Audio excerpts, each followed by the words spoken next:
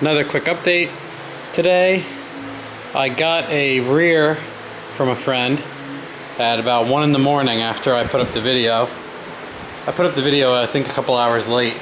So I picked it up that night, uploaded the video this morning. This is the rear that came out of the car. And you can see the, can you see the tube moving? Yeah, you can see it from there. But now that everything's apart, you can see that there's just like nothing left of this thing. It just wobbles around like one of those pool noodles. It's completely fucked.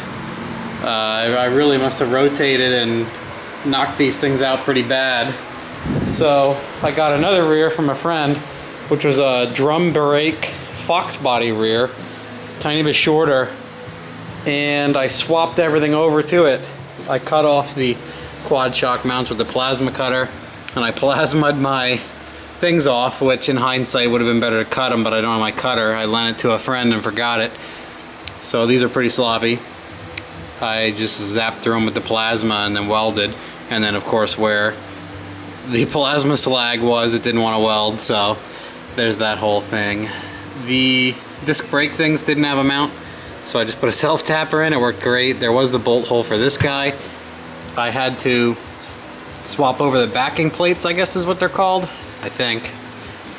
Professional terminal, wow. But this rear has 373s in it, so I swapped over my brake lines, like I said. This has a little bit bigger, nicer mounts up top, in better shape. I moved over the vent tube, the other brakes. I put my Explorer yoke front end on there. That's for a Ford Explorer. It's just larger than the Mustang. And I welded the piss out of the tubes this time around. So I was actually able to weld them pretty good. Which I just lavaed this shit back and forth. Blah, blah, blah, blah, blah, like that. And then I went over it again on top of it again. So it's welded in there and it's welded on top. And it was doing pretty good because it was like melting away the cast iron housing. I think this is what this is. So I did pretty good on all that. All I got to do is get some diff oil tomorrow. It's already like 11:30 or something. So tomorrow I'll get some diff fluid. And I love filling rears when they're on the ground like this. You just flip it over and I razor blade the side of the diff oil thing open and I squeeze it in there like deflating a bug. It's awesome. If anyone has ever laid on their back, which I'm sure some of you have, you lay on your back with the fucking 1 quart thing up here and you have a tube on it and you're squeezing the piss out of it, and it's kind of going in here, kind of going on the floor, kind of spilling on you, and then the tube fucking comes out and spills all over the place, and it's pretty fucking miserable. So happy I don't have to do that. I like filling a rear when it's on the stands.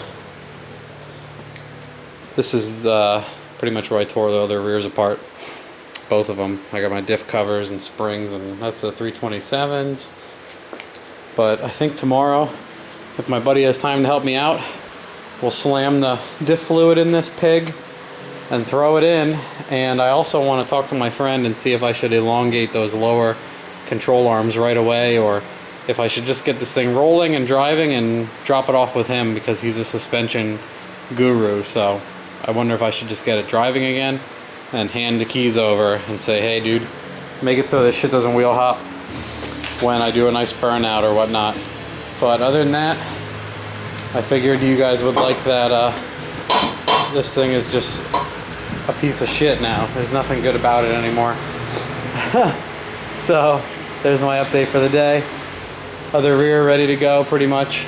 We'll try the 8.8 again. I'll just get my suspension angles figured out so I don't hammer it apart again. And I welded the tubes, and I was waiting. You figured, oh yeah, I stole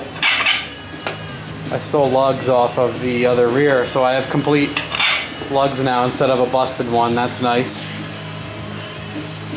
But instead of giving up on the rear, and instead of building this rear like axles in a true track, I want to make sure it can actually get in the car without wheel hopping and giving me fucking issues, and my friend can sort it out before I spend $700 some on axles and a diff for this car.